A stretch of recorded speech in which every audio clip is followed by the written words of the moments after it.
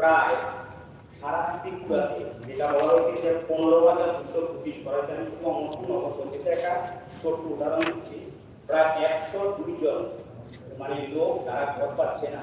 প্রথমত আরবানে যখন তারা নিয়েছে বলছেন যে আরবান থেকে যে তাদের আগে যারা ঘরের টাকা নিয়েছে তার ইমিডিয়েট সার্টিফিকেট দিতে হবে। এবং ওই সময় অমরপুর নগর পরিষদে প্রায় 38,80,800 টাকা এখনো যাদেরকে টাকা দেওয়া হয়েছে তারা ঘর করেনি। তার জন্য আরবান থেকে তাদেরকে একটা নির্দেশ দেওয়া হয়েছে যে ইউএলপি থেকে 2 দফায় তাদেরকে এফডিআর কেস করা। এবার তাদেরকে কেস করার জন্য বলা হয়েছিল এটাই। এখন এদেরকে যে কেস দিয়ে দেওয়া হয়েছে এবার তারা এখানে ঘর করতে পারছে না, এবং নতুন যাদেরকে দেওয়া হবে ওরা টাকা যতক্ষণ পর্যন্ত না পরিশোধ করবে তাদেরকে নতুন করে টাকা দেওয়া হচ্ছে না। এটা একটা বিষয়। আরেকটা বিষয় রয়েছে যে 80-87 ধারা যে বিভিন্ন জায়গা রয়েছে যাদের নামে তাদেরকেও কিন্তু যেহেতু তাদের খরচা নেই, তাদের দীর্ঘদিন তারা পুরান তারাও ঘর পাচ্ছে না।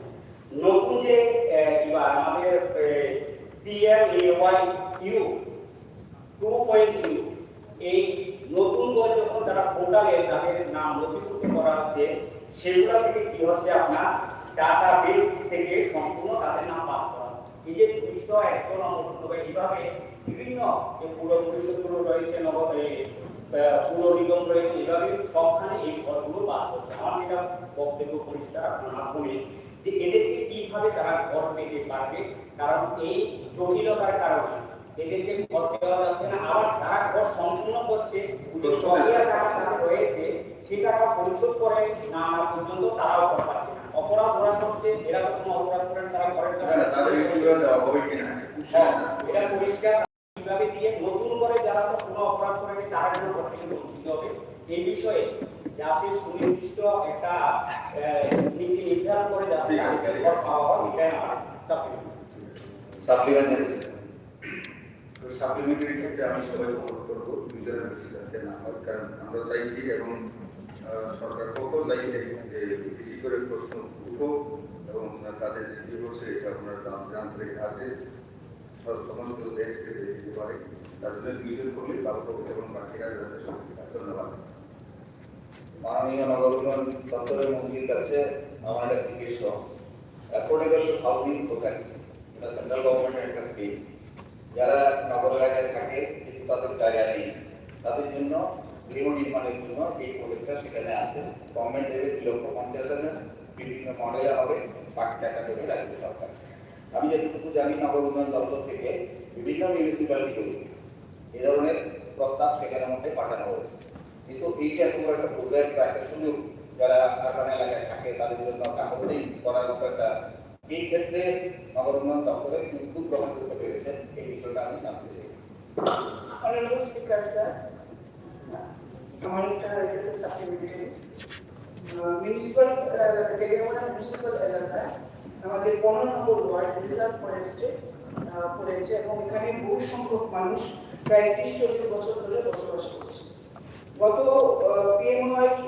বছরও আমরা সেখানে ঘর দিতে পেরেছিলাম গরিব মানুষদেরকে, কিন্তু এবছর যেহেতু তাদের কোনো পর্চা নেই এবং তাদের নাম নথিভুক্ত নেই যেখানে তারা বসবাস করছেন, সেখানে কিভাবে আমরা তাদেরকে প্রধানমন্ত্রী আবাস যোজনায় ঘর দিতে পারি সেই বিষয়ে আমাদের আরবান দপ্তরের মাননীয় মন্ত্রী তথা রাজ্যের মাননীয় মুখ্যমন্ত্রীর কাছে আমার আবেদন থাকবে এই বিষয়টাকে সরলীকরণ করে যাতে বেশি সংখ্যক গরিব পরিবারকে আমরা যাদের নামে পর্চা নেই তাদেরকে যেন আমরা ঘর বরাদ্দ করতে পারি সেই বিষয়ে নিজেদের উদ্যোগ গ্রহণ করে গরিব মানুষ উপকৃত হবে। ধন্যবাদ।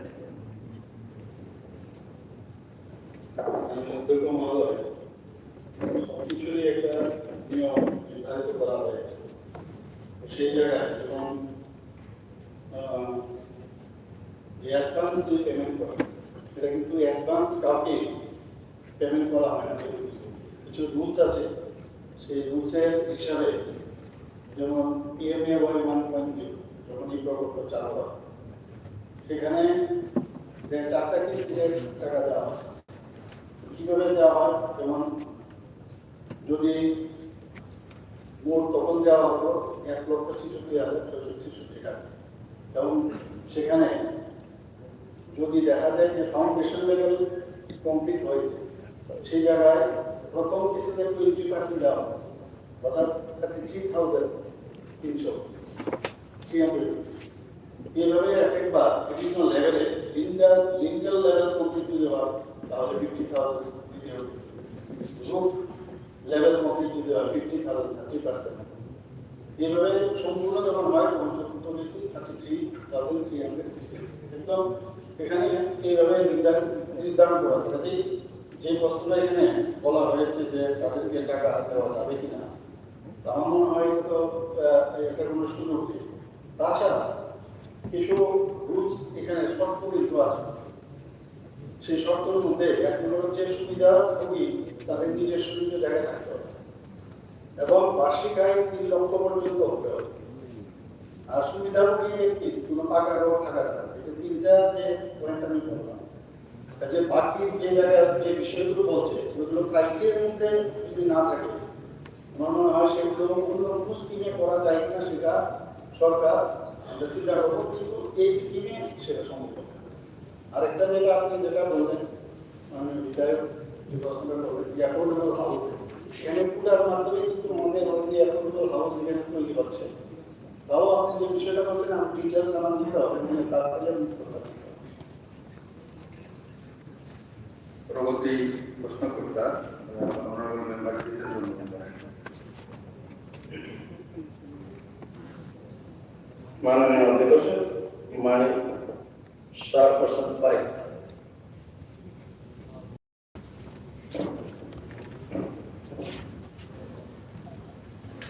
माननीय अध्यक्ष महोदय, माननीय विधायक श्री जितेंद्र महोदय, क्वेश्चन नंबर 5 এক নম্বর হচ্ছে আমরা 2.0 প্রকল্পের অধীনে কত পরিবার নতুন পানীয় জলের সুবিধা। উত্তর হচ্ছে আমরা 2.0 প্রকল্পের অধীনে 21,413 পরিবার নতুন পানীয় জলের সুবিধা।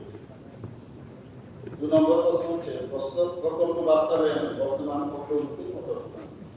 প্রকল্প বাস্তবায়নে বর্তমানে অগ্রগতি 90%।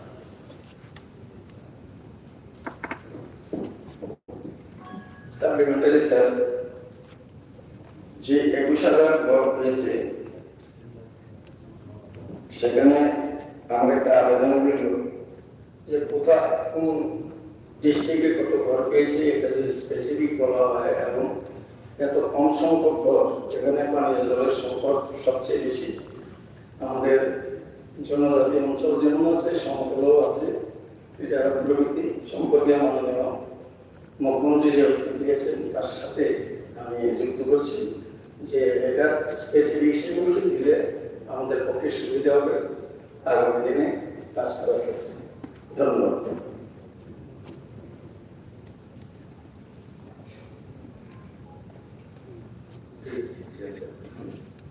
মাননীয় অধ্যক্ষ মহোদয়, আমার কাছে ডিস্ট্রিক্ট ওয়াইজ এরকম রিপোর্ট আমার কাছে না। পরবর্তী সময়ে যেহেতু উনি চাইছেন আমি সেটা আমাকে দিতে পারবো। তবে আমার কাছে যে এখানে রিপোর্ট এখানে আমার পরিপূর্ণ বিষয়ে দেওয়া আছে, তাতে দেখা গেছে যে এটার মেইন যে উদ্দেশ্য যে আমাদের 2.0 অর্থাৎ Atal mission for regionalisation of urban transformation, তার মূল উদ্দেশ্য হচ্ছে শহর এলাকা যারা বসবাস তাদের মধ্যে পানীয় জল যাতে সরবরাহ করা যায় এবং তাদেরকে আওতায় নিয়ে আসে, এবং প্রত্যেক বাড়িতে যাতে যে ফাংশনাল হাউস হোল্ড ট্যাপ সেটা করা। এখন পর্যন্ত ত্রিপুরা সরকার প্রায় 191.08 কোটি টাকা বরাদ্দ পেয়েছে। এর মধ্যে এই অর্থের মধ্যে আগরতলা পৌর নিগম, বিশালগড়, তেলিয়ামুড়া ও শান্তির বাজার পৌর পরিষদ এলাকা এবং চিরামিয়া, কমলপুর, পানিসাগর ও সুনামুড়া নগর পঞ্চায়েত এলাকায় 75টি গভীর নলকূপ খনন এবং 37টি মডিফাইড আয়রন রিমুভাল প্ল্যান্ট এবং 31টি package type iron removal plant স্থাপন এবং প্রায় 445.25 কিলোমিটার পাইপলাইন সম্প্রসারণ এবং 24,749টি পরিবারের মধ্যে যাতে এই এদেরকে আত্মহত্যা আনা যায় সেই লক্ষ্যমাত্রা ধার্য করা হবে। এই যে সংখ্যাটা আমি বললাম এর মধ্যে বর্তমানে ৭৫টির মধ্যে ৭০টি গভীর নলকূপ চালু করা হয়েছে, ২৬টি মডিফাইড আয়রন রিমুভাল প্ল্যান্ট, ২১টি package type iron removal plant স্থাপন করা হয়েছে এবং যে ৪৪৫.২৫ কিলোমিটার পানীয় জলের যে লক্ষ্যমাত্রা রাখা হয়েছে তার মধ্যে ৩৮৭.০৫ কিলোমিটার পাইপলাইন সম্প্রসারণ করা হয়েছে, তার 86.93%, এবং ২১,৪১৩ পরিবার অর্থাৎ 86.52% পরিবারকে পানীয় জলের সংযুক্ত প্রদান করা হয়েছে। বাকি ৫টি টিউটোরিয়াল এবং ১১টি মডিফাইড আয়রন রিমুভাল প্ল্যান্ট এবং ১০টি package type iron removal plant এবং 58.205 কিলোমিটার পাইপলাইন সম্প্রসারণ ৩,৩৩৬ পরিবারকে সেই জলের সংযোগ দেওয়ার কাজে এগিয়ে চলছে। আগরতলা পৌর নিগম এবং অন্যান্য পৌর পরিষদ নগর পঞ্চায়েত এলাকায় আমাদের 2.2 কাজ আগামী ৩১/১২/২০২৬ তারিখের মধ্যে শেষ করার চেষ্টা করছে। ধন্যবাদ। পরবর্তী প্রশ্নকর্তা honorable member শ্রী মাননীয় Honorable Speaker, sir, my question number state start 1 up.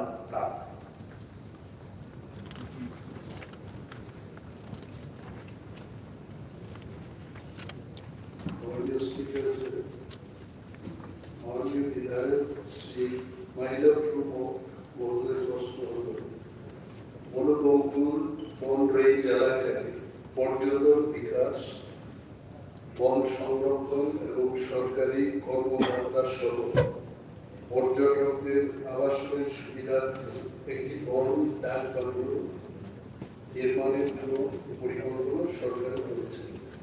উত্তর: মনোবঙ্কুল রেঞ্জ এলাকায় পর্যটন বিকাশ, বন সংরক্ষণ এবং সরকারি কর্মকর্তা সহ পর্যটকদের আবাসনের সুবিধার্থে একটি ডাক বাংলো নির্মাণের কোনো পরিকল্পনা।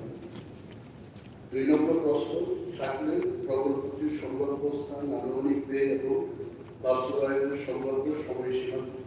১ নম্বর প্রশ্নের উত্তরের পরিপ্রেক্ষিতে ২ নম্বর প্রশ্নের উত্তর। সাপ্লিমেন্টারি স্যার, আমাদের বর্তমানে মনোবঙ্কুল এলাকায় এরকম আমাদের যেমন আমি তুলে ধরেছি মনোবঙ্কুল বন রেঞ্জ এলাকা, সেখানে বনকে যাতে সুরক্ষিত রাখতে গেলে এবং যেমন সরকারি কর্মকর্তা বিশেষ করে পর্যটক, আজকে আমাদের বিশেষ করে সাতম এলাকায় আমাদের মনোবঙ্কুল এলাকায় বিশেষ করে পর্যটকদের এত ভিড় হচ্ছে, যার কারণে মনোবঙ্কুল এলাকার বর্তমানে একটাও এরকম রেস্ট হাউস বা ডাক বাংলো নেই, যার কারণে আমি চাই সরকারের কাছে যাতে যে কোনো ব্যাপার যাতে আমাদের বাংলো যাতে করা হয় সেটা আমি আবেদন করছি। ধন্যবাদ। মাননীয় অধ্যক্ষ মহোদয়, নর্মালি আমাদের যে ফরেস্ট রেস্ট হাউস গুলো এটা মূলত নট ফর পর্যটক, ইট ইজ বেসিক্যালি যখন আমাদের অফিসাররা বিভিন্ন কাজের ইন্সপেকশনে যাবে, they need to take rest. কারণ ফরেস্টের ক্ষেত্রে বিভিন্ন জায়গায় হাঁটাহাঁটি করে পায়ে হেঁটে গিয়ে প্ল্যান্টেশন, বিভিন্ন চেক ড্যাম এগুলো রেখে এসে ওনারা রেস্টের জন্য এগুলোকে forest rest house. I really appreciate the question by Honorable MLA. পর্যটকদের জন্য যদি এমন কিছু রেস্ট হাউসের দরকার হয়, right beside me the Honorable Tourism Minister is sitting. এটা ট্যুরিজম ডিপার্টমেন্ট and বাকি কর্মচারী, সরকারি এমএলএ লেভেলের মিনিস্টার যেখানে থাকবেন তার জন্য কিন্তু ডাক বাংলোগুলো তৈরি হবে, রেভিনিউ ডাক। সো তবে এইটুকু বলতে পারি যে আপনার প্রশ্ন আসার সাথে সাথে আমি সাউথ ডিএফ ইনচার্জকে জিজ্ঞেস করলাম ব্যক্তিগতভাবে উনি আমার উত্তর দিয়েছেন যে স্যার আমাদের এক্সিস্টিং যে ফরেস্ট রেস্ট হাউস হাইলি দিশা কলাছড়াতে যেটা আছে that itself is sufficient to cater the need of forest department which is approximately 10 kilometers from Onbolpur reach. তো তাতেও দেখা যাচ্ছে আর্থিক সংস্কারের অভাবে আমরা চেষ্টা করছি এটা সংস্কারের দরকার রয়েছে once we do the renovation work অন্তত সেখানেও কিছু পর্যটকরা যদি থাকতে চায় দেখে আসছে সো তারপরেও বলছি যদি রাইট প্রপোজাল মাননীয় বিধায়কের থেকে বা অন্যান্য দপ্তর থেকে যদি আসে যে ফরেস্ট ডিপার্টমেন্টকেই করতে হবে then definitely forest department would like to take it. Thank you. माननीय अध्यक्ष महोदय सप्लीमेंट्री माननीय महोदय যে বিষয়টা এসছে আমাদের ত্রিপুরার বিভিন্ন জায়গাতে দেখা যাচ্ছে যে দীর্ঘ 70-80 বছর ধরে কিছু কিছু লোক বসবাস করে এসছে স্থায়ীভাবে কিন্তু আজকের দিনেও আমরা ফরেস্টে মানে ল্যান্ডের মধ্যে যে এটা state forest government of India তাদের তিনি রয়েছে যেহেতু তারা দীর্ঘদিন ধরে দীর্ঘ বছর ধরে স্থায়ীভাবে ওই সমস্ত জায়গায় বসবাস করে আসছে এবং কিছু কৃষি জমিও সেখানে রয়েছে কৃষি হিসেবে রয়েছে আমার বিধানসভাতে মাঝখানে প্রায় 4% পরিবার এইভাবে তারা ফরেস্টের উপরে বসবাস করে আসছে মাঝে মধ্যে ফরেস্টের কাছে নোটিশও যাচ্ছে তারা মানে এটা এমন একটা পরিস্থিতিতে কোথায় যাবে কাকে বলবে ফরেস্টকে হ্যারাসমেন্ট হচ্ছে তো আমি মাননীয় বনমন্ত্রী মহোদয়ের প্রতি আমার বিনম্রভাবে আবেদন থাকবে যদি কোনো আইনগতভাবে এটা যে দেখে প্রয়োজনে কেন্দ্রীয় সরকারের সঙ্গে কথা বলি যদি ওই সমস্ত পরিবারকে কোনো স্থায়ীভাবে পাট্টা বা তাদেরকে বন্দোবস্ত করার ব্যবস্থা করা হয় এই রাজ্যে হাজারো পরিবার উপকৃত হবে এবং তাদেরকে আমরা স্থায়ীভাবে বসবাস করা একটা সুযোগ আমরা করে দিতে পারবো এটা আমার মনে হয় একটা বড় অ্যাচিভমেন্ট হবে আমাদের ত্রিপুরা রাজ্যের জন্য ধন্যবাদ মাননীয় অধ্যক্ষ মহোদয় মাননীয় সদস্য শ্রী ভগবান চন্দ্র দাস যে সাপ্লিমেন্টারি বলেছে I really appreciate him for his supplementary questions. এই বিষয়টা after I took over as forest minister, আমি যখন দিল্লিতে যাই, I also expressed my concern on the same thing. যে পরিবার এখন বন এলাকায় বসবাস করছে, they don't have real rights. either পাট্টা দেওয়ার যে Forest Department is not the nodal department. Tribal Welfare Department is the nodal department for ROFR Patta. The forest কাছে যদি Tribal Welfare বা Revenue দপ্তর থেকে verification জন্য যদি আসে, we normally verify এবং তারা যদি সেখানে বসবাস করে থাকে, Forest Department do not have any objection. তবে উনি বলেছেন যে ROFR Patta is also not the real rights. এই বিষয়ে হাই লেভেল একটা মিটিং আমরা করেছি, করে we are requesting Ministry of Environment and Forest, Union Ministry কে আমরা অনুরোধ করছি যে at least 2 গান 3 গান এইভাবে যেন তাদের যোগ ল্যান্ডে পরিণত করার একটা আইন আনার বিষয়ে ইতিমধ্যে আমরা চিঠি লিখেছি কেন্দ্রীয় সরকারের কাছে এবং সেটা যদি পার্লামেন্টে বিল পাস হয়ে আমাদের এখানে আসে ডেফিনেটলি পিপল উইল বি উপকৃত হবে। তো দপ্তর আমরা চাইছি and I am also taking initiative from. Thank you. ধন্যবাদ। পরবর্তী প্রশ্ন করছেন মাননীয় সদস্য শ্রী দর্শক। নমস্কার স্যার, my question স্টার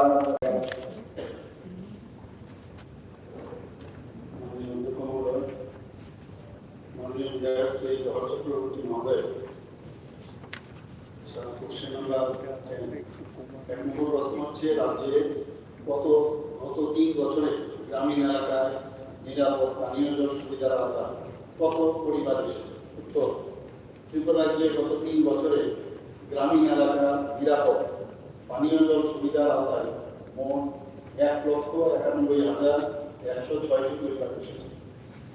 দ্বিতীয় নম্বর প্রশ্ন হচ্ছে কতটি গ্রাম শতভাগ স্যানিটেশন কভারেজ অর্জন করেছে? উত্তর, ত্রিপুরাতে মোট 1,193টি গ্রাম পঞ্চায়েত ভিলেজ কমিটি, যা 765টি এলজিটি কোডের রেভিনিউ গ্রামের মধ্যে অবস্থিত।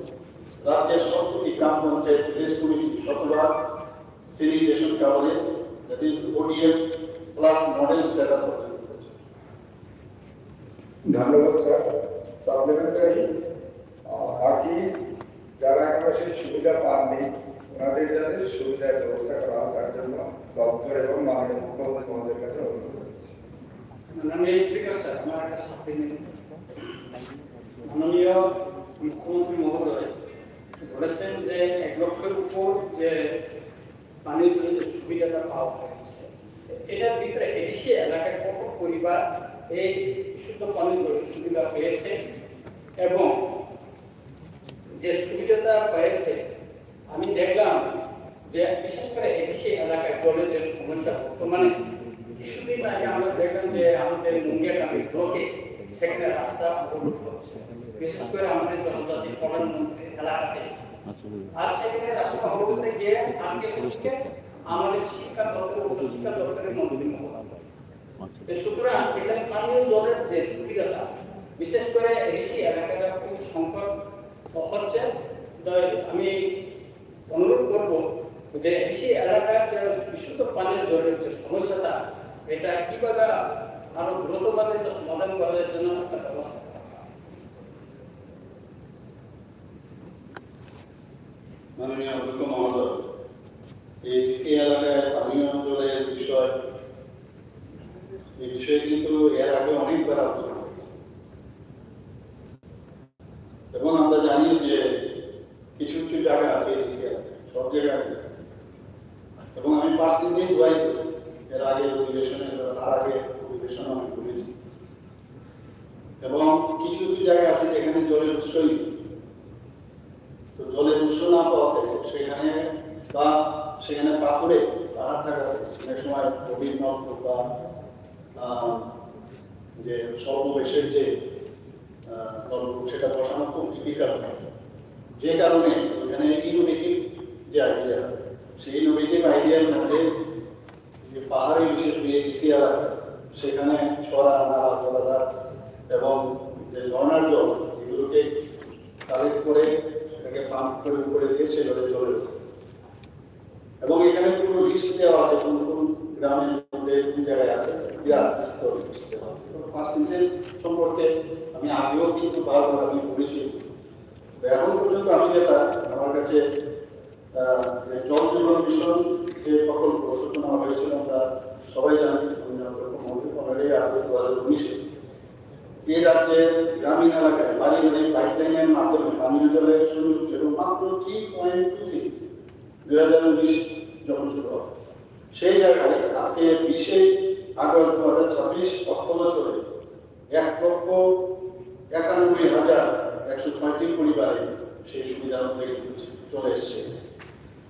তো আমরা 2023-24 থেকে আরম্ভ করে 2026 আজকে পর্যন্ত এইভাবে আমরাও চাই যে সব গ্রামের প্রতিটি বাড়িতে জল পৌঁছক এবং তার জন্য এই যে গভীর নলকূপ বা সব প্রেশার গভীর নলকূপ জল পরিশোধনা দ্বারা উদ্ভাবনীমূলক যেটা আমি আগে বললাম সেগুলো তো আমরা করছি।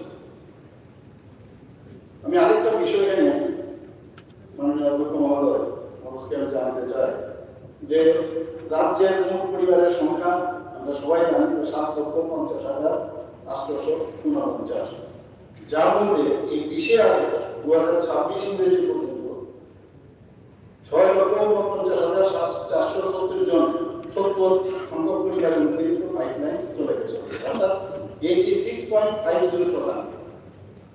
বাকি যেটা আছে আমি যে বললাম ইনোভেটিভ আইডিয়ার মধ্যেও সেগুলো চেষ্টা চলছে এবং এই যে চেষ্টা সেটা আমি আশা করি আগামী দিন 100% আমরা চলে আসবো এবং এই যে এলজিডি বলতে এখানে আমি বারবার যে কথাটা বলছি, এলজিডি ভিলেজ বলতে লোকাল গভর্নমেন্ট টাইপের, এখানের মধ্যে যে ইউনিক কোড যে নম্বর আছে কোন গ্রাম এক্স্যাক্টলি সেটা কিন্তু বোঝা যায় এবং তাতে করে এই স্বচ্ছ ভারত মিশন হোক, জল জীবন মিশনের হোক, এই আইডি নাম্বারটা থাকাতে সেখানে কোন জায়গায় কতটুকু জল গেছে, সেখানে কত জনসংখ্যা আছে, গ্রামের পরিচয় ইত্যাদি।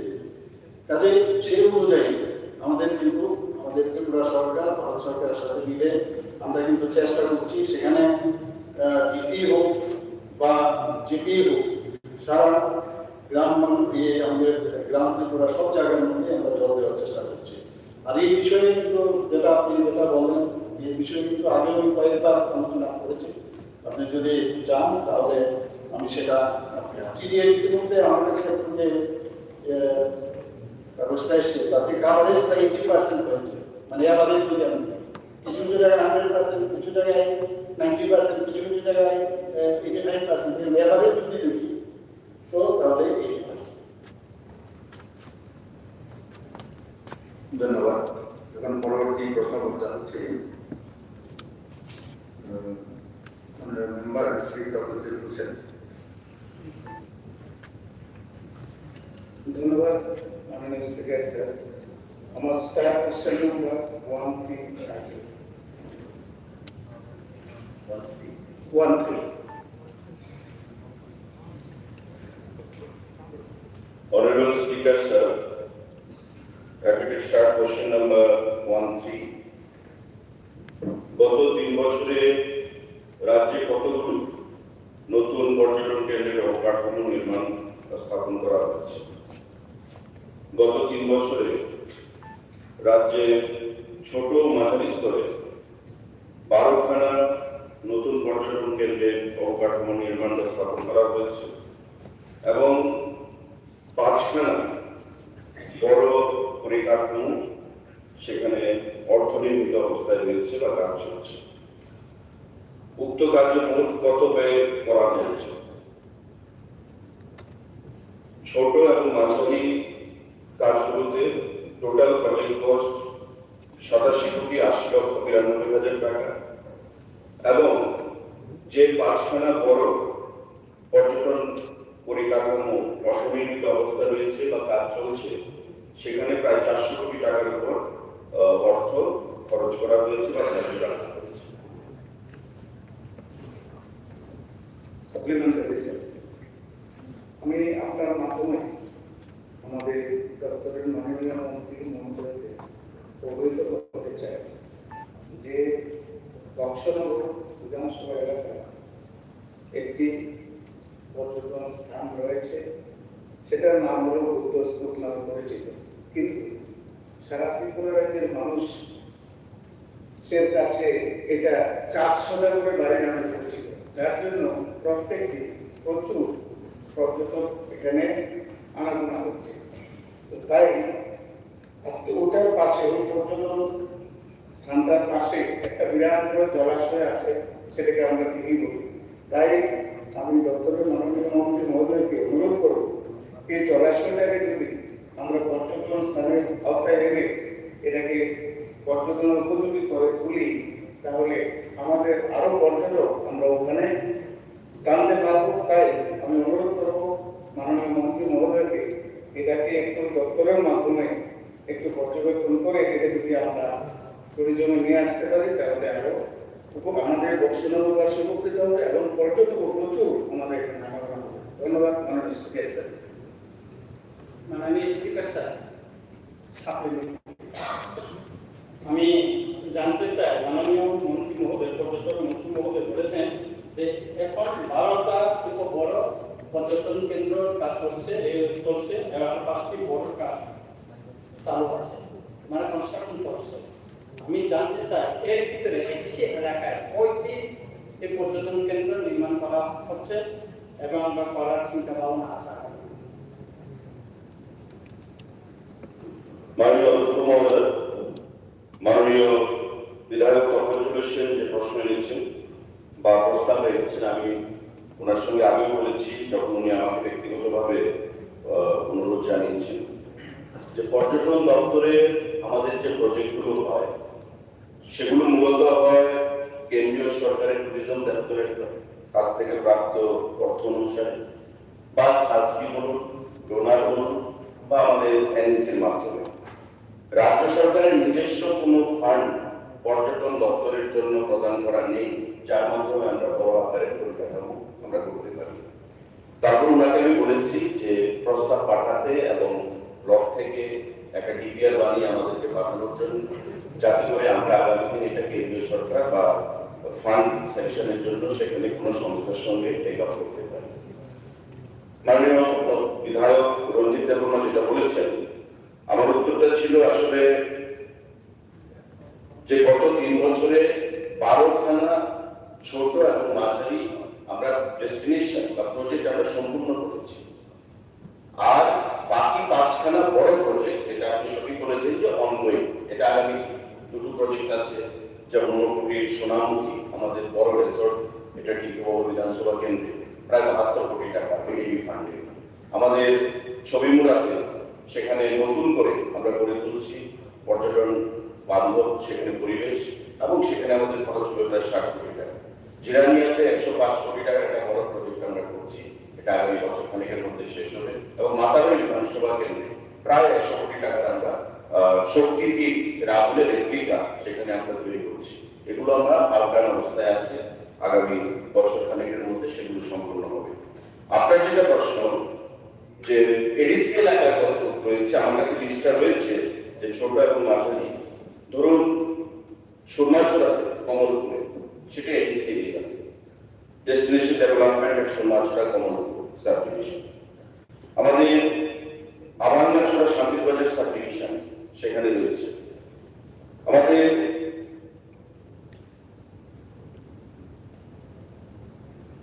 নারিকেল কুঞ্জে গন্ডা 2 সাথে ওয়েস্ট সাইড কমিউনিটিস সেটা রয়েছে। আমাদের না উনি বলছেন যেটা সম্পূর্ণ হয়ে গেছে 12টার মধ্যে ছোট ও মাঝারি, তার মধ্যে আমাদের প্রায় 4খানা ডেস্টিনেশন রয়েছে যেগুলো এডিসি অঞ্চলের মধ্যে। এবং আপনি জানেন আমি মাননীয় বনমন্ত্রীর সাথেও কথা বলছিলাম যে ত্রিপুরা রাজ্যের 2/3 এরিয়া হচ্ছে আমাদের রিজার্ভ ফরেস্ট। ডেভেলপমেন্ট ইচ্ছা থাকলেও ফরেস্ট ডিপার্টমেন্টের কাছ থেকে যেহেতু আমরা এনওসি পাই না, তাই আমাদের সেই ডেভেলপমেন্টে আমরা হাত দিতে পারি। মাননীয় মন্ত্রী আমাকে এখনই আশ্বস্ত করলেন যে উনিও কেন্দ্রীয় সরকারের সঙ্গে পরিবেশ দপ্তরের মন্ত্রীর সঙ্গে আলোচনা করেছেন, কিন্তু তারাও সেটা দিতে চান। কিন্তু আমরা যদি অর্থ প্রদান করি ফরেস্ট দপ্তরকে টিপিআর বেসিসে, তবে তারা নিজেদের থেকে সেখানে কাজ করতে পারে। সেটা আগামী দিনে বিচার করব। আপনার কাছে যদি এডিসি এলাকায় কোনো প্রস্তাব থাকে, ফরেস্ট দপ্তরের কাছ থেকে ক্লিয়ারেন্স নিয়ে আপনারা ডিপিআর বানিয়ে দেবেন বা আমরা ডিপিআর বানাবো, আমরা সেদিকে কাজ করবো। মাননীয় মন্ত্রী মহোদয়, আমি জানতে চাই যে এডিসি এলাকার যে পর্যটন কেন্দ্রগুলি আছে সেটা এডিসি এলাকাতে দায়িত্ব দেওয়া হবে কিনা, আর দ্বিতীয়ত ফরেস্ট ডিপার্টমেন্টের একটা ল্যান্ড ব্যাংক আছে, যে ল্যান্ড ব্যাংকে আপনি বিভিন্ন অফিস বা সরকারি কোনো পর্যটন কেন্দ্র হোক যেগুলো নির্মাণ করার একটা সুবিধা আছে ল্যান্ড ব্যাংকে। ফরেস্ট ডিপার্টমেন্টের আন্ডারে ল্যান্ড ব্যাংক বলে একটা আছে, কোন কোন জায়গায় কত পরিমাণ ল্যান্ড ব্যাংক আছে আমি সেটা জানি না, কত আছে সরকারের কাছে ওই ল্যান্ড ব্যাংক করা যায় কিনা, সেটা সেই সুবিধাটা আছে কিনা সেটা দেখুন, যে সমস্ত পর্যটন কেন্দ্রগুলো করা হয়েছে সেগুলো কেন্দ্রীয় সরকারের অর্থে বা আমাদের এশিয়ান ডেভেলপমেন্ট ব্যাংকের অর্থে বা ডোনারের অর্থে। তো স্বাভাবিকভাবে রাজ্য সরকার যে পরিকাঠামোগুলো তৈরি করেছে সেগুলো এডিসির হাতে হস্তান্তরের কোনো প্রশ্নই আসে না। আর ল্যান্ড ব্যাংকের প্রশ্ন যেটা আপনি করেছেন সে বিষয়ে আমার সম্পূর্ণ তথ্য নেই, আমি ফরেস্ট দপ্তরের সঙ্গে কথা বলে যদি কিছু করণীয় থাকে আগামী দিনে নিশ্চয়ই সেই জিনিসটা আমরা বিচার করবো। ধন্যবাদ মিস্টার স্যার। পরবর্তী প্রশ্ন করতে হচ্ছেন শ্রীমতী অন্তরা সরকার থেকে। আমার স্টার্ট কোয়েশ্চেন হল 17।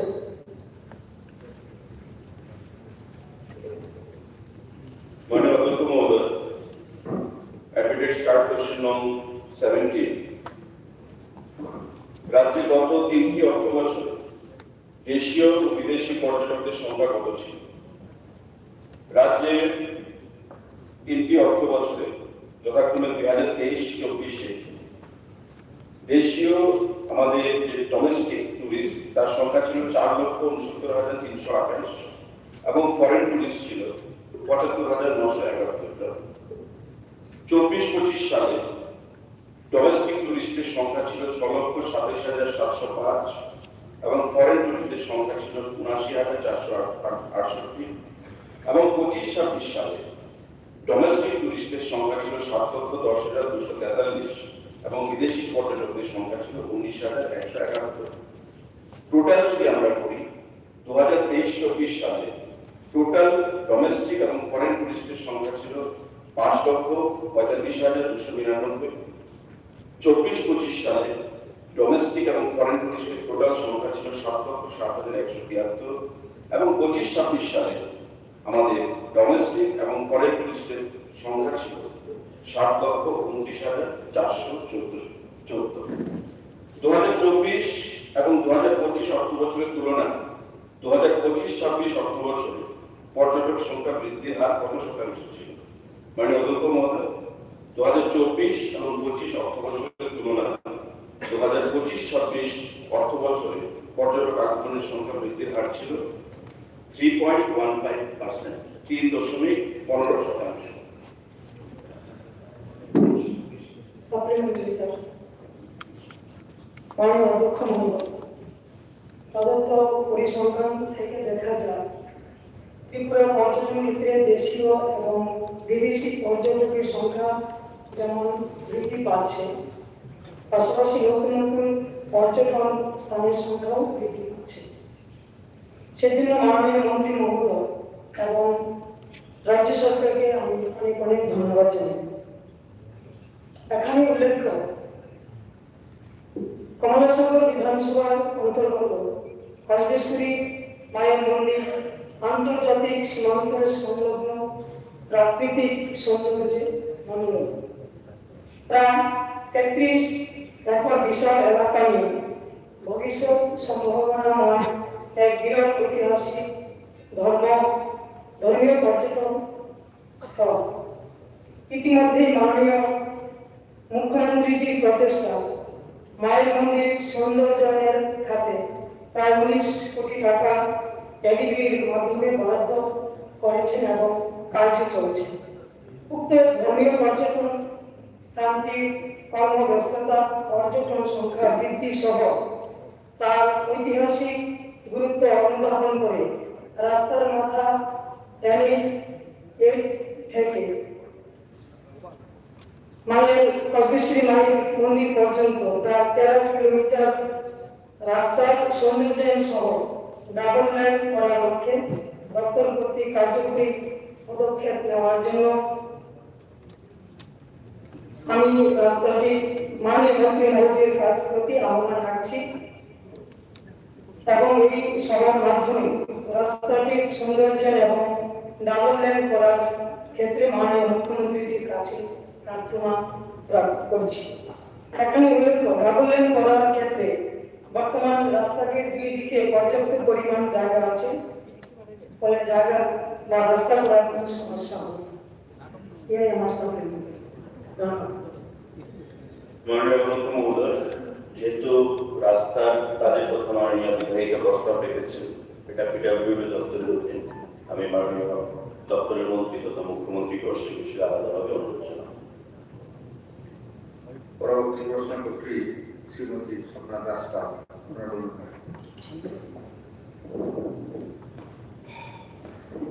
ধন্যবাদ মাননীয় অধ্যক্ষ মহোদয়। আমার স্টার্ট কোয়েশ্চন নম্বর 20।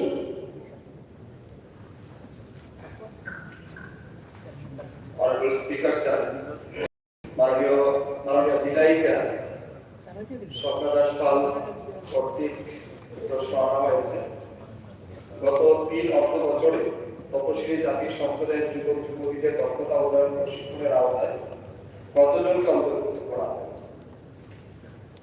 আমি ধন্যবাদ জানাচ্ছি প্রশ্নের জন্য, তবে একটু স্পেসিফিক হলে ভালো ছিল, কারণ শুধু এসসি ওয়েলফেয়ার ডিপার্টমেন্টে স্কিল ডেভেলপমেন্ট করে বা স্কিল প্রদান করে এমনটা হবে, অন্যান্য ডিপার্টমেন্টও করে। তো স্বাভাবিক কারণে এক্সাক্ট আনসারটা দেওয়া আমার পক্ষে অসম্ভব। তবুও আমার দপ্তরের মাধ্যমে এখন পর্যন্ত গত 3 বছরে আমরা 702 জনকে স্কিল ডেভেলপমেন্টের বিভিন্ন ক্যাটাগরিতে প্রশিক্ষণ দেওয়া হয়েছে। এবং গতকালকে আমি এই প্রশ্ন পাওয়ার পরে directorate of skill development industry ডিপার্টমেন্টের আন্ডারে আসে, তাদের কাছ থেকে তথ্য জানার চেষ্টা করেছি। সেখানে আমরা জানতে পারলাম স্কিল ডেভেলপমেন্ট ডাইরেক্টরেটের মাধ্যমে আরো 443 জনকে বিভিন্ন রকমের প্রশিক্ষণ প্রদান করা হয়েছে।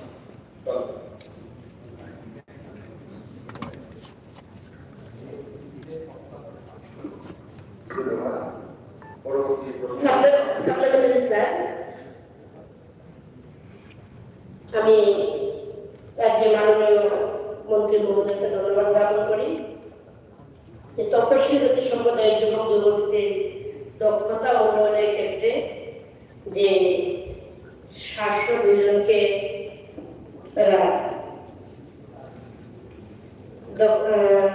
অন্তর্ভুক্ত করা হয়েছে এবং আরো যে বাকি যারা করবে তাদের মাননীয় মন্ত্রী মহোদয়ের কাছে একটা আবেদন রাখবো যে যারা তপশিলি জাতি সম্প্রদায়ের যুবক যুবতীরা রয়েছে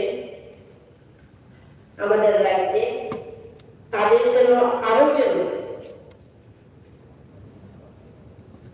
দক্ষতা উন্নয়ন প্রশিক্ষণের ক্ষেত্রে আরো সুযোগ করে দেওয়া হয় এবং যুবক যুবতীরা যারা কর্মসংস্থানের সুযোগ পেয়ে থাকে সেই আবেদনগুলো রাখবেন মাননীয় মন্ত্রী মহোদয়ের কাছে। নমস্কার। অনারেবল স্পিকার স্যার, মাননীয় বিধায়িকা সাপ্লিমেন্টারিতে যে প্রশ্ন রেখেছেন এটা ঠিক। আরো অনেক এসসি কমিউনিটির ছেলেমেয়েদের আমরা স্কিল দিতে পারি বিভিন্ন সেক্টরে, যাতে করে তারা আর্থিকভাবে স্বাবলম্বী হতে পারে। তো সেই জায়গাতে আমাদের এসওএফ ডিপার্টমেন্টে আরেকটা স্কিম রয়েছে, প্রধানমন্ত্রী পিএম অজয় স্কিম অর্থোদয় যোজনা। সেইখানে আমরা 3 বছরে, আগামী 3 বছর অর্থাৎ 27, 28, 29 এবং 29 এই 3 অর্থ বছরে অলরেডি একটা পার্সপেক্টিভ প্ল্যান আমরা পাঠিয়েছি সেন্ট্রাল মিনিস্ট্রির কাছে। তো সেটা প্রতি বছরই তারা সাবসিকুয়েন্ট ওয়েতে স্যাংশন দেয়। তো এই স্যাংশন পেলে আমরা পরবর্তী সময় আমাদের যে টার্গেটেড রয়েছে যাদেরকে আমরা দেব, সরকার নিয়েছে তাদেরকে আমরা প্রশিক্ষণ দেব। Thank you. ধন্যবাদ। পরবর্তী প্রশ্ন করতে পারছেন অনারেবল মেম্বার শ্রী গোপাল চন্দ্র রায়। Question number 41.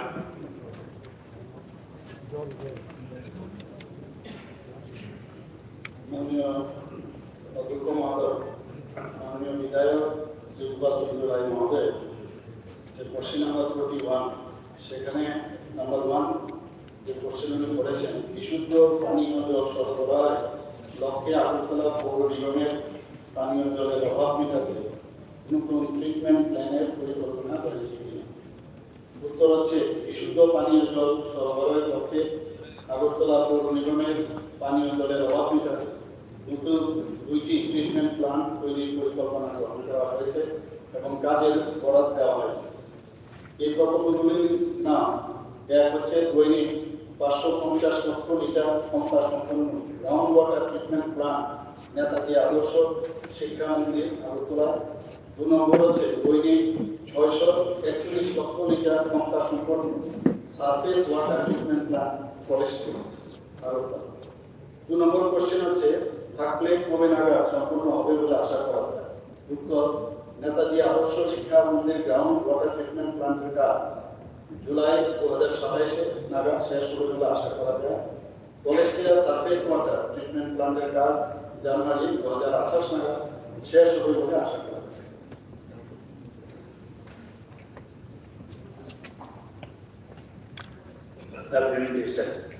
স্যার, আমরা দুঃখের সঙ্গে বলতে যে এই সরকার 9 বছর অতিবাহিত করেছে, মানে 10 বছরে আবার একজন তবে আমি বলবো স্যার, আগরতলাতে আমি করোনা আমাদের জগরিমুরা এখানেই জল। এখানে আমাদের প্রথম প্রধান মুখ্যমন্ত্রী সতীন্দ্রবাবুর সময় কলেজ ক্লাবে হয়েছিল প্রেসিডেন্টের জোর আমলে, মানে 88 থেকে 93 সতীন্দ্রবাবু যখন মুখ্যমন্ত্রী ছিলেন তখন ভালো ছিলেন। এখানে বর্তমানে একটা ট্রিটমেন্ট প্ল্যান হয়েছে, আয়ের পয়সা গজব ব্যাংক জলের ব্যাংক। আপনি জানেন স্যার, আমরা ধর্ম প্রাণ, আমরাও ঠাকুর কি মরণের সময় জল দিতে হবে স্যার। সাপ্লাইকে বিশুদ্ধ তো মাননীয় মুখ্যমন্ত্রী বলেছেন, বিশুদ্ধ কথাটা উঠে গেছে, এখন ভোলা জল আছে। আগরতলা শহরে জানি না মন্ত্রী মহোদয়ের কানেকশন গুলি, জলের কানেকশন গুলি ভালো জল জানি না, আমার জানি না। আমরা কিন্তু বিশুদ্ধ জল পাই না, এটা উঠিয়ে দেওয়া উচিত কৃষ্ণের থেকে।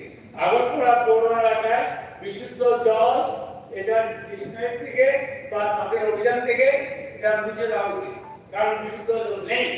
আমি মাননীয় মুখ্যমন্ত্রীকে বলবো, স্যার স্যার প্লিজ 10 মিনিট নামাতে হবে, কারণ আপনি 10 মিনিট পরে আরম্ভ করেছেন। স্যার আমি যেটা বলছি, মাননীয় মুখ্যমন্ত্রী কাছে আমি বলবো যে আমি 1 বছর আগে এটা আমি প্রশ্ন করি, কারণ জল পাওয়া যায়, জল ছাড়া কিছু মৃত্যুর সময় হয় জল, একটু জল দিতে হয়। আগরতলা পৌর এলাকায় জল পাবেন না।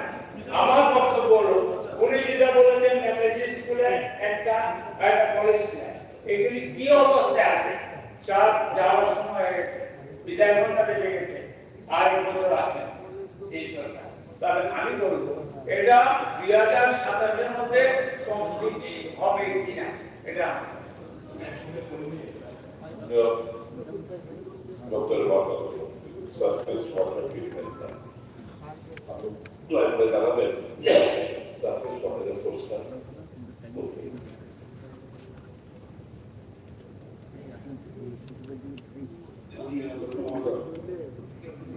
আমরা জানি আগরতলায় সব জায়গায় কিন্তু এখন একটা পার্সেন্টেজ আছে, মানে পুরো আমাদের এখানে যে পরিবারের সংখ্যা আগরতলা পৌর নিগমে প্রায় 1,40,700 কম। এর মধ্যে এখন পর্যন্ত 92,599 সময়টা একটু বাড়িয়ে নিচ্ছি, তো 2-3 জন দিয়েছে, যেহেতু 11টা 10 শুরু করেছি, তো 12টা 10 প্রশ্ন করেছে। তো এই যে মোট পরিবারের সংখ্যার মধ্যে আমরা যে পানীয় জল দেওয়া হচ্ছে প্রায় 64.78%, এবং জলের যে সংযোগ এই দেওয়ার পরে প্রায় এখানে এই 1,40,752 মধ্যে মাত্র 92,590 পরিবার সেটা পাচ্ছে। আমরা চেষ্টা করছি যাতে আরো 100% আমরা এখানে দিতে পারি। এবং এখানে দেখা গেছে যে প্রতিদিন প্রায় 100 মিলিয়ন লিটার জল এখানে এখন ডেইলি কিন্তু সরবরাহ করা হয়, এবং অন্যান্য যেসব পরিবারকে এখনো জল দেওয়া যায়নি সেখানে পার্শ্ববর্তী যে হাইডেন রাস্তার পাশে হাইডেন থেকে তারা জল সংগ্রহ করে। আবার অনেকে নিজের বাড়িতেও মানে শ্যালো টিউবওয়েল, স্মল টিউবওয়েলও কিন্তু লাগে। তো এইগুলো আমরা করছি কেন? এখানে মাননীয় বিধায়ক যেটা বলেন, মাননীয় বিধায়ক আমাদের কাছে বলছেন যে আগামী দিন বলছেন আমাদের ঘন্টা বেজে গেছে, না ঘন্টা বেজে গেছে বলে কথা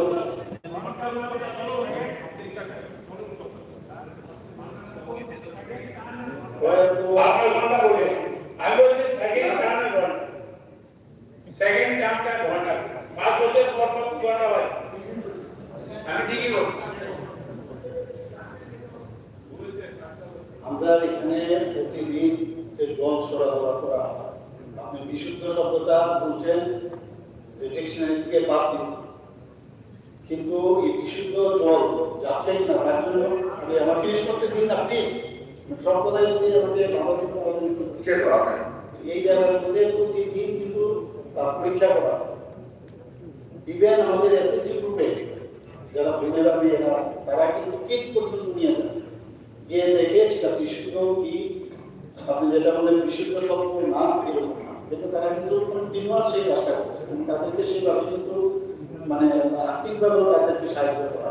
2 নম্বর হচ্ছে এখানে মাননীয় বিধায়ক সুদীপ রায় বর্মন যে কথাটা বলছেন যে ওয়াটার যে আমাদের রিসোর্স, আমাদের সারফেস ওয়াটার, সেটা বিষয়ে আপনাকে আমি জানাতে চাই যে আমাদের যে হাওড়া নদী আছে, সেই হাওড়া নদী থেকে আমরা যে সারফেস ওয়াটার আমরা আছি, সেখানে প্রায় 25% সারফেস ওয়াটার আমরা সেখানে পাই। আর 75% গ্রাউন্ড ওয়াটার থেকে আমরা পাই। আপনারা সবাই জানেন যে যতটুকু আমাদের জল এখন আসে আমাদের হাওড়া নদী, সেখান থেকে মাত্র 25% আমরা জল সেখান থেকে আনছি। এবং গ্রাউন্ড ওয়াটার বর্ষে আমাদের এখানে অন্যান্য প্রদেশের তুলনায় আমাদের মাটির নিচে জল বেশি থাকার সুবাদে আমরা কিন্তু জল এক্সট্রাক্ট করতে পারছি। অনেক জায়গার মধ্যে আবার নদী প্রচুর আছে, সেখানে তাদের কিন্তু আবার গ্রাউন্ড ওয়াটার জলের পরিমাণ থাকে।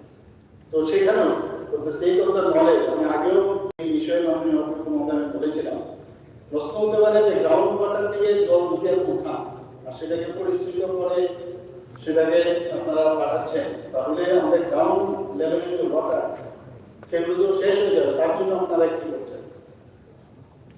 তো সেন্ট্রাল গ্রাউন্ড ওয়াটার বোর্ড বলে দিয়েছে একটা লিমিট আছে 70% মানে আপনি জল মাটির নিচ থেকে আপনি উঠাতে পারেন।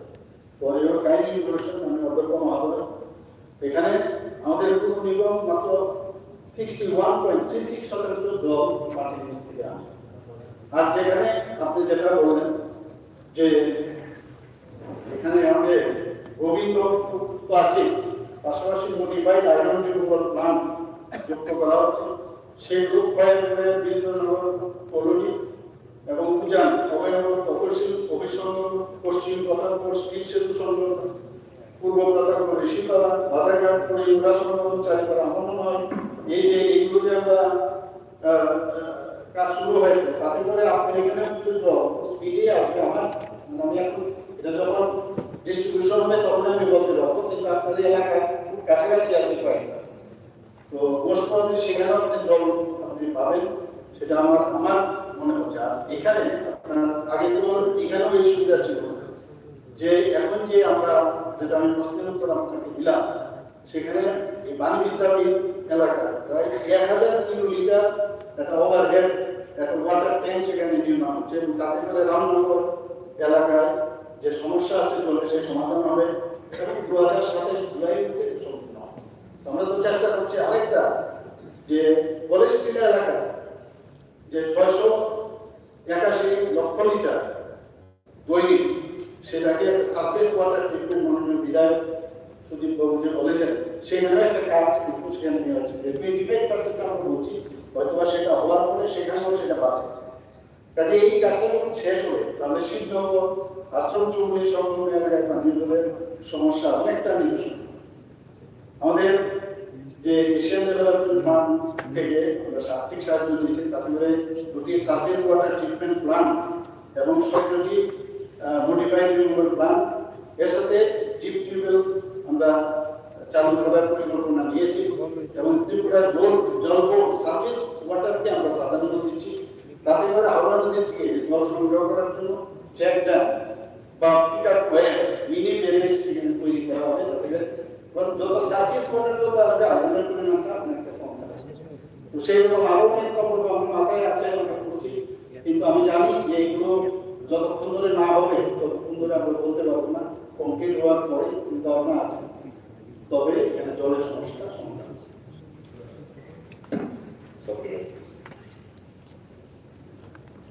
জলের গুণগত মান, এখানে যে অবস্থা আপনার শহরের বলা হয়েছে, ওয়াটারবোর্ন ডিজিজ আপনার রামনগর এলাকায় বিভিন্ন জায়গায় আপনার জন্ডিসের আবির্ভাব ব্যাপকভাবে স্পিক্স ভলিউম, যে আপনার বিশুদ্ধ পানীয় জল পায় কন্টামিনেশন হয় যে কোনো কারণে হয়। আমি শুধু জানতে চাই দুটো ওয়াটার ট্রিটমেন্ট প্ল্যান্টের কথা বলা হয়েছে, একটা সারফেস ওয়াটার আর একটা হচ্ছে underground. Is there any variation in this treatment? Ground water and surface water বিশেষ করে এভাবে কথা বলছি, এই যে হাওড়ার কথা বলছেন 25%, এই আসছে দুর্গা পূজা, কালী পূজা, গণেশ পূজা, all items are submerged, বিসর্জন হয় Howrah. The chemical is the wrong thing, যে chemicalটা ইউজ হয় আইডলস মানে প্রতিমার মধ্যে, very very injurious and harmful for all human beings. এবং এটা কি ট্রিটমেন্ট প্ল্যান, যে এই যে বিষাক্ত যে জিনিসগুলো সেটাকে আপনি কেমিক্যাল ট্রিটমেন্ট করে এটাকে নিউট্রালাইজ করা, অ্যালকালাইন করা, এটা কি ট্রিটমেন্ট করবেন আপনি? কারণ আপনি দুটো ট্রিটমেন্টের কথা বলেছেন, ওপর সেম ন্যাচারালি ট্রিটমেন্ট করবেন আপনি বলেছেন। তো আন্ডারগ্রাউন্ড ওয়াটারের ট্রিটমেন্ট আর সারফেস ওয়াটারের ট্রিটমেন্টটা সেম না। Is there any specification with you very for the surface water treatment? You have made some specific conditions or clauses in that.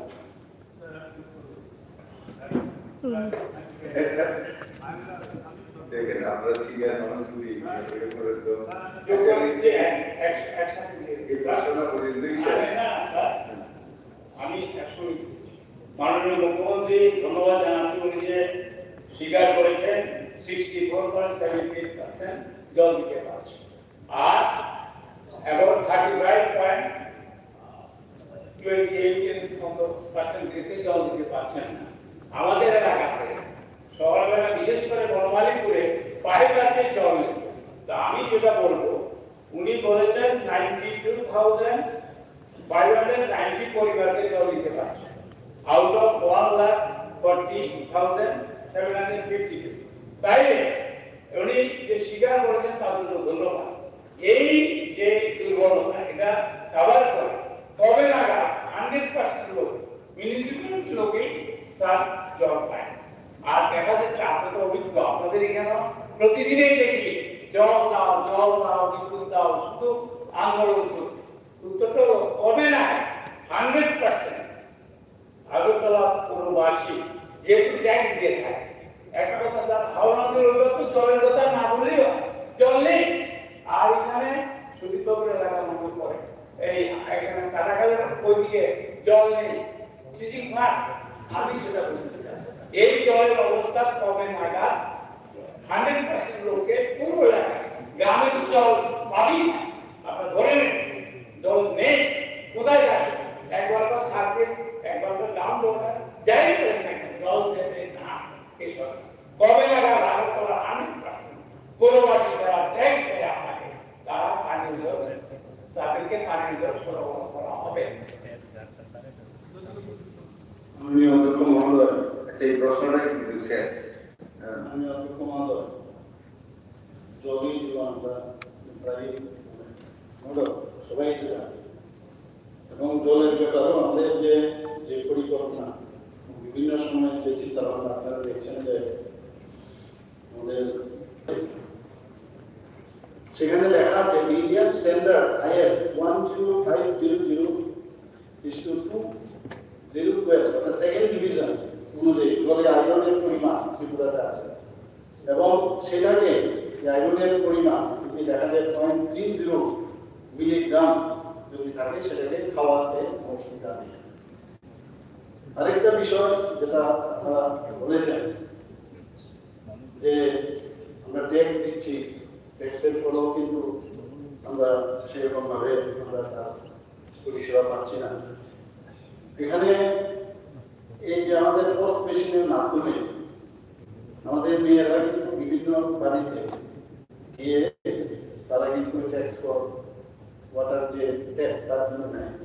এবং ত্রিপুরা যে চেষ্টা পোস্ট মেশিনে আমাদের যে এসএসজি মেয়েরা, তাতে দেখা গেছে বেস্ট প্র্যাকটিস হিসাবে সারা ভারতবর্ষে এটাকে বন্ধ করা হয়েছে। এবং সেলফ হেল্প গ্রুপ মেম্বার, আমি তো আগে বলার চেষ্টা করছি, 10% তাদের হেল্প করা হয় সেখানে আর্থিকভাবে, যেখানে সব বিষয় এখানে সারফেস ওয়াটার এবং গ্রাউন্ড ওয়াটার, এটা কিন্তু দুটোর মধ্যে প্রযুক্তিগত একটু ডিফারেন্স আছে। একটা হচ্ছে সারফেস ওয়াটারে কিন্তু আয়রন থাকে না, যেটা আগে বললাম, আবার সেখানে আয়রন থাকে না, আবার কার্বনিকও থাকে।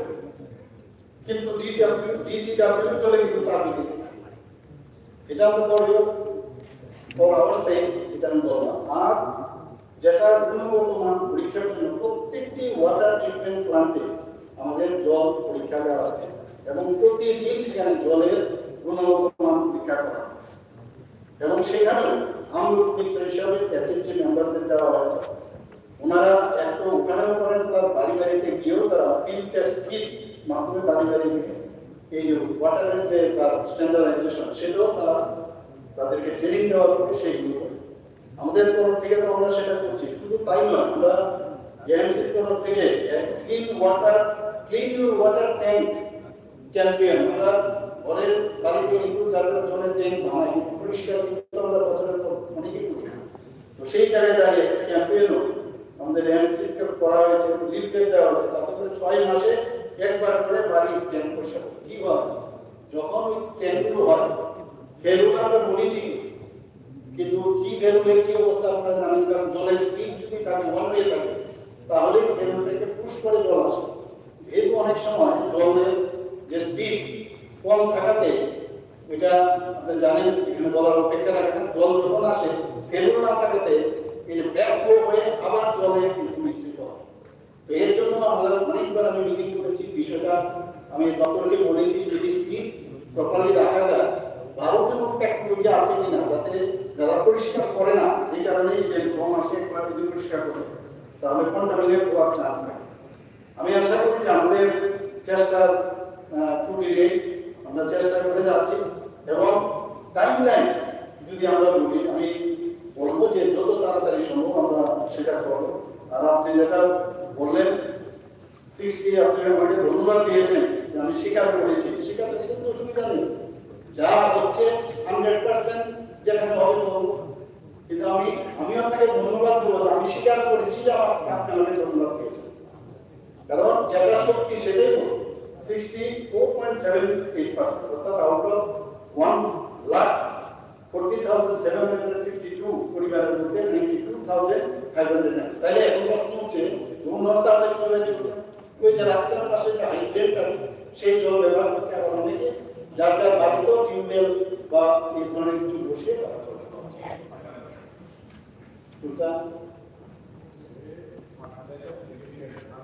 আচ্ছা, সবকিছু জলটা কিন্তু আসে, আপনারা সবাই জানেন যে কোন দিক থেকে ফ্লো হয়, উপর থেকে আসে। যে জায়গায় মানে বেশিরভাগ আগরতলা শহরের কথা যদি বলি 10 মিটারের মধ্যে ইমার্শনটা বেশি না, তারপরেও কিন্তু এখানে এএমসির তরফ থেকে নির্দেশ করা হয় যাতে তাড়াতাড়ি এইগুলোকে এখন এত সুন্দরভাবে ওনারা উঠিয়ে নেয়। না আমি কি করবে আমি তো বলছি যে কেমিক্যালটা এমন যে টেকনোলজি তো ম্যানেজ করতে হবে জলের মধ্যে, সেটাকে সাথে সাথে আপনি উঠিয়ে নিচ্ছেন।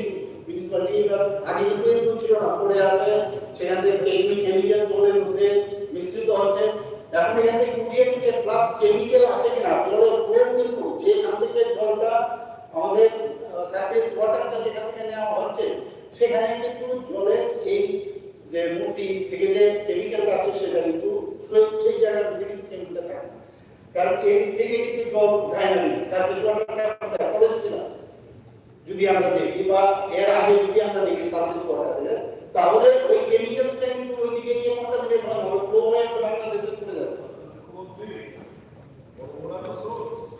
এই সাতটা রাস্তা যেখান থেকে জলটা আপনারা করেন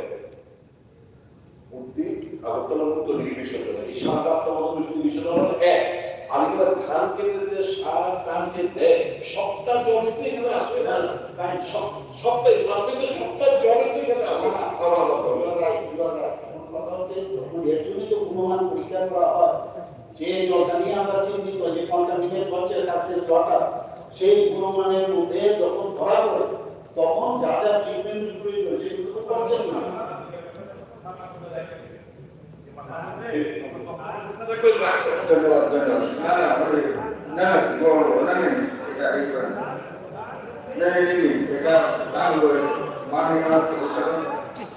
আর একটা সময়ের একটা বিষয় আছে, আরো 3-4 জন শুরু করো না, একটার মধ্যে আমরা তাই টাইম তো ওভার হয়ে গেছে। এটা সবাই সহযোগিতা করতে হবে। ঠিক আছে, হ্যাঁ আমরা ওনাকে সম্মান দিয়েছি, হ্যাঁ আপনি আপনার পালেন সম্মান দিয়েছেন, এই জন্য উনি বারবার তাড়াবে এটা তো ঠিক কথা। কি এই ভাষা নিয়ে যেতে বলেছে যেগুলো আপনি কথা বলবেন না। ধন্যবাদ সবাই সহযোগিতা করেন। মাননীয় সদস্যগণ, প্রশ্নের পর্ব শেষ হলো। যে সমস্ত তালিকা চিহ্ন প্রশ্নের উত্তর মৌখিকভাবে দেওয়া সম্ভব হয়নি সেগুলো সহ তারকাবিহীন চিহ্নবিহীনগুলি প্রশ্নগুলোর উত্তরপত্র সবার টেবিলে পেশ করার জন্য আমি সংশ্লিষ্ট দপ্তরের মাননীয় মন্ত্রীগণকে অনুরোধ করছি। এখন স্মৃতিচারণ। মাননীয় সদস্যগণ, আজকের কর্মসূচিতে 5টি স্মৃতিচারণের বিষয় উল্লেখ রয়েছে। এখন আমি সেগুলি পর্যায়ক্রমে পাঠ করছি।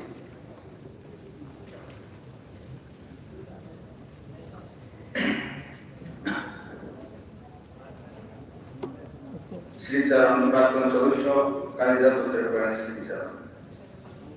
মাননীয়, আমি গভীর দুঃখের সাথে এই সভাকে অবগতি করছি যে ত্রিপুরা বিধানসভার প্রাক্তন সদস্য তথা ত্রিপুরা সরকারের প্রাক্তন মন্ত্রী কালিদাস দত্ত গত 17 মে 2026 ইংরেজি তারিখে বিকেল 4:22 নাগাদ ধর্মনগর জেলা হাসপাতালে চিকিৎসাধীন অবস্থায় শেষ নিঃশ্বাস ত্যাগ করেন। মৃত্যুকালে তার বয়স হয়েছিল 76 বছর। মৃত্যুকালে তিনি স্ত্রী, এক পুত্র ও কন্যা সহ অসংখ্য আত্মীয় স্বজন শোভানোধ্যায়ী রেখে গেছেন। কালিদাস দত্ত 1950 সালের 10 জানুয়ারি আসামের দিগ্বই জন্মগ্রহণ করেছিলেন। ধর্মনগরের বিডিআই স্কুলে শিক্ষা লাভের পর শিলচরের গুরুচরণ কলেজ থেকে স্নাতক ডিগ্রি অর্জন করেন। তিনি দীর্ঘদিন ধর্মনগরের বীরনাথ নারায়ণ বিদ্যা মন্দিরে শিক্ষক হিসেবে কর্মরত থেকে বহু ছাত্রছাত্রীর শিক্ষা জীবন ও ভবিষ্যৎ গঠনে গুরুত্বপূর্ণ ভূমিকা পালন করেছেন। পরবর্তীকালে তিনি জাতীয় কংগ্রেসের সক্রিয় রাজনীতিতে যোগ দেন এবং 1988 সালে বিধানসভা নির্বাচনে কংগ্রেস দলের প্রার্থী হিসেবে ধর্মনগর বিধানসভা নির্বাচনী কেন্দ্র থেকে জয়ী হন। কালিদাস দত্ত 1988 সন থেকে 1993 সন পর্যন্ত ত্রিপুরা সরকারের ভূমি রাজস্ব ও ভূমি সংস্কার দপ্তরের মন্ত্রী হিসেবেও নিষ্ঠা ও সুনামের সাথে দায়িত্ব পালন করেছেন। কালিদাস দত্তের প্রয়াণে এই সভা গভীর শোক প্রকাশ করছে এবং তার শোক সন্তপ্ত পরিবার পরিজনদের প্রতি গভীর সমবেদনা জানাচ্ছে।